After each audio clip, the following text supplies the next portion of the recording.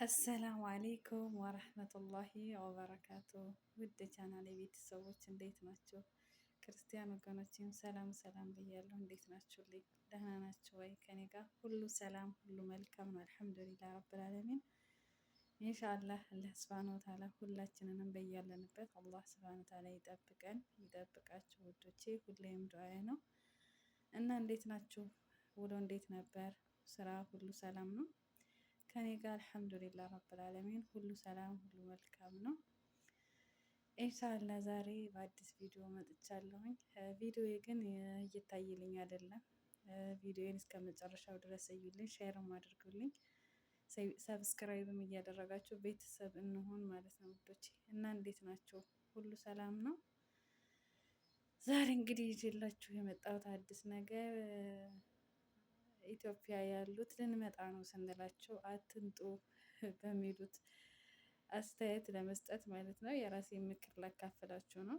ኢንሻአላህ ሁላችንም ለመግባት አስበን ከሆነ ቆም ብለን አስበን ወስነን ማድረግ አለብን። ሰውን ከማማከር ይልቅ ራሳችንን ብናማክር ይበልጣል ባይነኝ ኢንሻአላህ። እሱ ምንድን ነው የሚሉብን ምክንያት ኑሮ ተወዷል።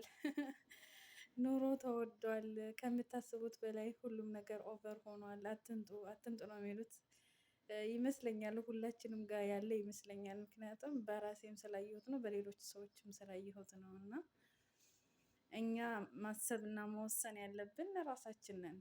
እኛ ሂደን የምንበላው አንድ እንጀራ ነው። ሌላ ከነሱ የተለየ አንመገብም። ስለዚህ አንድ እንጀራ እና አንድ ጭልፋ ወጥ አናጣም። በቀን 3 ጊዜ እንበላ እንደሆነ በቀን 2 ጊዜ እየበላ እንኖራለን። እንደነሱ አይነት እንደሚኖሩት አይነት ኑሮ እንኖራለን። እና በዚህ ሰው ሀገር ላይ በተለይ ሴቶቹ እድሜያችን ይሄዳል፣ ብዙ ነገር አለ፣ መውለድ አለ። እንደገና ደግሞ እዚህ በተሰቃየን ቁጥር ጤና ችግር ይገጥመናል፣ ብዙ ነገር አለው። ግን ይሄን አይረዱም እነሱ። በስ ምንድን ነው የሚያስቡት? ይሄን ያክል ሺህ ብር እናስገባላችኋለን እንላለን፣ ብር ይገባል እንዴ? ይሄን ያክል ብር እየሰራሽ ይላሉ። ግን እዚህ ጋር ያለውን ነገር የምናውቀው እኛና እኛ ብቻ ነን እንጂ እነሱ አያውቁትም ምን አይነት ህይወት እየኖርን እንደሆነ። ዘና ብለን የምንኖር ነው የሚመስላቸው። እና እኔ የምልላችሁ ነው መሰላችሁ የመጣሁትኝ መሄድ ካሰብን ይበቃናል ብለን ካሰብን እዛ ያሉትን ሰዎች መጠየቅ የለብንም። ምክንያቱም እነሱ ሁሉም አትንጡ፣ ኑሮ ተወዷል፣ 1 ኪሎ ስኳር ይሄን ያክል፣ 1 ሊትር ዘይት ይሄን ያክል። እነሱ እየበሉ አይደለም የሚኖሩት። ሳይበሉ መቼም አድረው ውለው አያውቁም። ሳይበሉ ቢያድሩ ቢውሉ ይሞታሉ እንጂ እዚህ አይደርሱም ማለት ነው። ስለዚህ ተዘጋጅተን መግባት አለብን። ማማከርም አይጠበቅብንም። ሄደን ደግሞ ኢንሻአላህ ትዳር የሌለን አግብተን፣ ትዳር ያለን ደግሞ ወልደን ነገሮችን እያየን እያመቻቸን እንኖራለን። እና ችግሩን ፈርታችሁ አትቅሩ። ሁሉንም ነገር ካልተጋፈጥ ነው ቦታው ላይ ሆነ ሄደን ካላየ ነው አይመስልም። እዚህ ሆናችሁ መፍራት የለባችሁም ልላችሁ ፈልጌ ነው ውዶቼ። እና እስኪ እናንተ ደግሞ በዚህ አስተያየት ሰጡበት። አኪድ ሁላችንም ጋር ይሄ ነገር ይኖራል ብዬ አስባለሁ። እና ሀገራችንን ደግሞ አላህ ሰላም ያድርግልን። ዱዓ አድርጉ። ክርስቲያኖችም በሃይማኖታችሁ ሁላችንም እንጸልዩ ማለት ነው። ዱዓ እናድርግ። በተረፈ አላህ ስብሐነሁ ወተዓላ ባልያለንበት አላህ ይጠብቀን። ቤተሰቦቻችንን አላህ ሰላም ያድርግልን ያ ረብል ዓለሚን። ሀገር ሰላም ሲሆን ነው ቤተሰብም ሰላም የሚሆነው፣ ሁሉም ነገር ሰላም የሚሆነው። እና ሀገርን አላህ ሰላም ያድርግልን። መጀመሪያ አላህ አፊያችንን ይስጠን። አላህ በያለንበት ሁላችንንም ይጠብቀን ይጠብቃችሁ ማለት ነው። እና ችግርን ፈርተን እንቸገራለን፣ እንራባለን፣ የሆነ ነገር ይገጥመናል ብለን መቅረት የለብንም።